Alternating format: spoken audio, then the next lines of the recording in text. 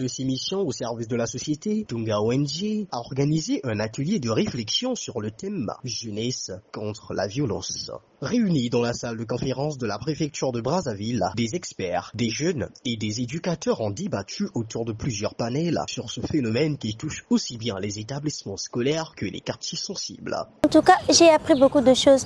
Par exemple, on a vu que non, l'éducation familiale et l'éducation scolaire aussi rentrent en jeu. Il n'y a pas que l'école qui est responsable de cela, mais les parents également sont responsables. Et nous sommes également responsables. D'où je conseillerais à beaucoup de jeunes comme moi de ne pas céder à la violence juvénile, d'être contre la violence juvénile et de ne pas y participer. Séverin Kalangembo, président de Tunga ONG, a tenu à rappeler l'objectif de cette activité. Voulais saisir cette occasion pour remercier Tendance TV d'être là pour nous offrir cette occasion de nous exprimer et cette occasion en même temps de dire qui nous sommes, Tunga ONG. Tunga ONG, si vous comprenez en langue locale, signifie construire. En Kituba, on va dire Kutunga. En Lingala, on va dire Kotonga. Et encore dans certaines langues locales, sinon dans certains dialectes, on dira Tunga. Tunga. Et donc, nous avons simplement voulu créer un mouvement où tous ensemble nous construisons un village, un pays, tout en protégeant la nature, tout en ayant des priorités sur l'environnement, sur la gestion des déchets, sur l'eau potable. Et c'est là d'ailleurs les objectifs de Tunga ONG où nous partons sur le terrain pour rencontrer des jeunes, les éduquer, les former en matière de protection de la nature, sur le changement climatique, sur comment bien gérer l'eau potable et comment avoir de bons comportements sur les déchets. Voilà. Alors dernièrement, Tunga ONG a organisé une conférence sur la jeunesse, dont le thème était jeunesse contre la violence. C'était quoi l'objectif de cette conférence? Vous savez comme moi que notre pays, ces derniers temps, plus précisément Brazzaville et Pointe-Noire, ces derniers temps, sont plongés dans une certaine violence des jeunes. Et aujourd'hui, nous parlons, si vous circulez dans Brazzaville, vous vous rendez compte à un moment donné qu'il y a des enfants, des jeunes, des écoliers qui s'affrontent, qui prennent plaisir à créer des mouvements de bagarre, à s'aimer de la terreur dans les écoles. Sans oublier les mouvements des bébés noirs et les Kuluna. Pour répondre à votre question, Tunga ONG, nous avons pensé qu'il était important d'organiser ce genre d'atelier pour attirer l'attention des jeunes et en même temps attirer l'attention des parents. Alors, dites-nous, quelles sont selon vous les causes de cette montée de violence chez les jeunes? Les causes de cette violence, moi je dirais personnellement que les responsabilités sont partagées. Je m'explique. Si vous prenez un écolier qui part de la maison jusqu'à l'école, alors une fois à l'école, il est sous la responsabilité de l'État. Quand il termine ses cours, il revient à la maison. À la maison, il est sous la responsabilité de ses parents. Mais qu'est-ce qui se passe entre l'école et la maison? Entre l'école et la maison, il y a la rue. Il y a les mauvaises fréquentations. Il y a parfois l'alcool. Il y a parfois la drogue. Ainsi de suite. Et donc, quand vous comprenez ce schéma, vous comprenez en même temps que les responsabilités dans cette violence sont partagées. Il y a une responsabilité de l'État qui doit prendre en charge les jeunes aujourd'hui. Il y a une responsabilité des parents qui doivent avoir un œil sur les enfants, sur l'éducation des enfants hors école. Et en même temps, il y a une responsabilité, je dirais une responsabilité soi-même de ces jeunes afin que, on va dire, qu'on se conscientise soi-même à ne pas poser certains actes qui nuisent à la population ou alors des actes qui sont contraires au bon comportement. Voilà. Nous avons vu beaucoup plus cette montée au niveau de l'école. Quelle est selon vous la situation actuelle de la violence en milieu scolaire? Ben justement, comme je le disais, les responsabilités sont partagées. Mais si nous voulons comprendre les vrais mots, nous voulons comprendre les vraies raisons de ce phénomène de violence, il faut premièrement aller au niveau de l'éducation. Comment se passe l'éducation des élèves aujourd'hui? Ensuite, il faut voir la liberté. Quelle sorte de liberté aujourd'hui présente les jeunes? Au niveau des écoles, moi je pense qu'il faut que les enseignants, il faut que l'enseignement d'une façon générale arrive à mettre en place un mécanisme où, même au sein de l'école, au sein des établissements, que les libertés des élèves, des enfants, soient, je ne dirais pas limitées, mais qu'elles soient régularisées. Vous avez, par exemple, l'influence des réseaux sociaux jusque dans les écoles. Vous n'ignorez pas que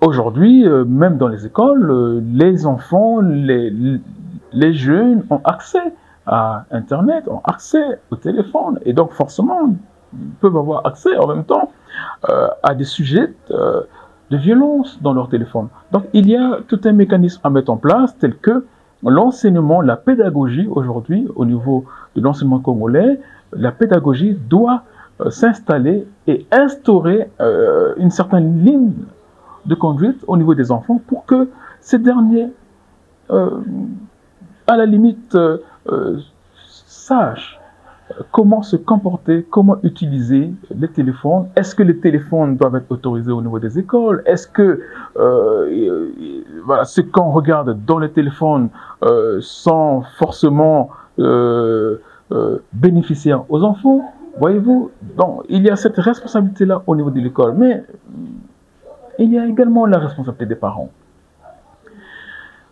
Vous ne pouvez pas aujourd'hui porter toute la responsabilité de cette violence voilà, sur les autorités. Ce n'est pas possible. Moi, je pense personnellement que ce problème, ce que nous vivons aujourd'hui, ce problème ne sera résolu que quand toutes les parties, c'est-à-dire les autorités, l'État, les parents, l'enseignement, quand toutes les parties, et évidemment avec la société civile, puisque nous faisons partie de la société civile, et donc quand toutes les parties, les ONG, associations, quand toutes les parties se mettent ensemble pour regarder quelles sont les causes, quelles sont les conséquences et quelles sont les solutions à dégager face à ce problème qui nuit à la société voilà, congolaise. Ne pensez-vous pas que l'enseignant est en majorité responsable de cette violence? Parce que, soit est-ce que les programmes sont-ils adaptés concernant les valeurs morales de nos citoyens? Alors, l'enseignement, c'est l'État. Oui. L'enseignant, pour dire, c'est l'État. D'accord? Donc, je ne pense pas... Donc, l'État est responsable? Non, l'État ne peut pas être responsable. C'est l'État qui L'État ne peut pas être responsable à 100% de ce problème. Voilà. Et les responsabilités sont partagées, comme je viens de le dire tout à l'heure. L'État a une part de responsabilité, justement, dans ces violences. Les parents ont une part de responsabilité. Mais les enfants eux-mêmes, voyez-vous, j'ai donné l'exemple tout à l'heure d'un enfant qui quitte l'école pour la maison ou qui quitte la maison pour l'école. À l'école, il est pris en charge par l'État. À la maison, il est pris en charge par les parents. Mais qu'est-ce qui se passe entre la maison et l'école? Voyez-vous? Donc, les responsabilités sont partagées. Voilà. L'État ne peut pas être seul responsable de ce qui se passe aujourd'hui. L'enseignant ne peut pas être seul responsable de ce qui se passe aujourd'hui. Donc, je suis d'accord avec vous qu'au niveau de l'école, il faut adapter l'enseignement, il faut apporter un plus dans la pédagogie en ce qui concerne la violence voilà, juvénile. Mais une fois au sortir de l'école, qu'est-ce qui se passe? L'enfant, quand l'enfant quitte l'école pour rentrer à la maison, mais il faut bien qu'il se dirige à la maison immédiatement. Si cet enfant, c'est un exemple que je prends, si cet enfant prend le temps de discuter avec des amis, de partir dans des lieux ou alors dans des fréquentations pas conformes, pas bien du tout, dans peut-être les boîtes de nuit, dans peut-être les bars, dans l'alcool, dans la drogue, voilà. Donc vous comprenez que cet enfant, le temps qu'il arrive chez lui, qu'il revienne à la maison, il sait passer quelque chose, il va se passer quelque chose entre l'école et la maison. Voyez-vous? Donc il y a un double travail à faire. Voyez-vous? Il y a un mouvement d'ensemble à créer pour que et l'école qui représente l'État et la maison, on part en une semaine, on est moins. Il faut repartir sur le terrain, repartir et voir ce que voilà, cette jeunesse, ce que les élèves, les enfants ont finalement compris ou dégagé comme conclusion par rapport à l'atelier que nous organisons. Nous avons des activités qui arrivent sur les déchets, sur la protection de la nature. Nous avons plusieurs activités qui arrivent vers la fin de l'année. Je ne pourrais voilà, vous les dire maintenant parce que voilà, ces projets sont en étude déjà. Mais nous avons tout un tas d'activités voilà, qui vont arriver voilà, et sur l'environnement, la protection de la nature, je viens de dire, sur l'eau potable même. Voilà, il y a une série de formations qui va suivre sur, par exemple, comment rédiger un business plan. Voyez-vous, nous sommes dans l'éducation, la formation. Donc, il y a, voilà, nous avons ce genre d'activité. Pourquoi pas aller vers des formations qui peuvent faire évoluer les jeunes? C'est totalement prévu. C'est totalement prévu. Nous avons, au Santonga ONG, nous avons organisé il y a quelques temps, mais il y a quelques années. Oui, ce sont des formations qui prennent. Ça prend du temps pour mettre en place ce genre de formation parce que ce sont des formations qui ne se font pas que par la volonté seule de Tonga ONG. Il faut réunir tout un certain nombre de partenaires qui travaillent dans le domaine pour pouvoir réaliser ce genre de formation. Et ce que nous voulons, ce n'est pas forcément, on va dire, faire des formations, puis après, il n'y a rien après la formation. Nous voulons créer des formations, mais avant d'avoir ces formations, avoir l'assurance qu'il y a une suite pour ces formations-là. Donc, ça demande d'avoir des partenaires, ça demande d'avoir des contacts, ça demande d'avoir des possibilités de placer ces jeunes. Une fois de plus, je voulais apporter une précision que nous ne nous substituons pas au rôle de l'État. Voyez-vous, la vraie formation des jeunes, l'emploi des jeunes, c'est la responsabilité de l'État. L'État ne peut pas tout faire. Évidemment, l'État ne peut pas tout faire. Voilà pourquoi nous complétons l'action de l'État. Et nous complétons l'action de l'État par les moyens que nous avons. Voyez-vous, nous ne sommes pas un centre, nous ne voulons pas être un centre de formation. Nous ne sommes pas un centre de formation. Nous sommes une ONG à but non lucratif, mais nous proposons par moment des formations, nous proposons par moment des ateliers pour encadrer des jeunes, pour donner des notions aux jeunes. Mais nous ne formons pas des jeunes pour que, au sortir de ces formations, que ces jeunes aillent postuler pour des emplois. Donc, nous sommes simplement une ONG, d'accord, et nous travaillons en partenariat avec parfois des centres de formation venant d'ailleurs, et donc ensemble, nous proposons nous avons la possibilité de proposer des formations sur, je l'ai dit tout à l'heure, par exemple, le business plan, comment rédiger un business plan, comment écrire un projet, comment, par exemple, on va dire proposer ou alors s'ouvrir sur l'entrepreneuriat, voyez-vous, ce genre de formation, nous les proposons au niveau, enfin, j'allais dire ce genre d'atelier, nous le proposons au niveau de Tonga ONG. Alors, monsieur Séverin Kalangi, vous merci. Nous allons terminer. Vous allez regarder la caméra et dire un mot aux jeunes. Mais, tout d'abord, merci à Tendance TV pour nous avoir donné l'occasion aujourd'hui de nous exprimer.